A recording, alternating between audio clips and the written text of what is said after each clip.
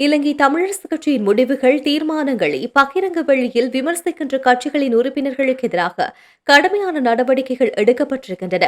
ஆகவே இத்தகைய நடவடிக்கையில் ஈடுபடுவதை கட்சி உறுப்பினர்களின் பிரமுகர்களும் தவிர்த்துக் கொள்ள வேண்டும் என இலங்கை தமிழரசுக் கட்சியின் பொதுச் செயலாளர் ஜனாதிபதி சட்டத்தரணி எம். ஏ. சுமந்திரன் கட்சி உறுப்பினர்களுக்கு எச்சரித்துள்ளார். கட்சியின் தீர்மானங்களை விமர்சிக்கின்றவர்களுக்கு எதிராக கடுமையான நடவடிக்கைகள் ஏற்கனவே எடுக்கப்பட்டிருக்கின்றன என்பதை தமிழரசுக் கட்சியின் பிரதேச சபையின் தவிசாளர்கள் தெரியப்படுத்த வேண்டும் என்றும் குறிப்பிட்டுள்ளார்.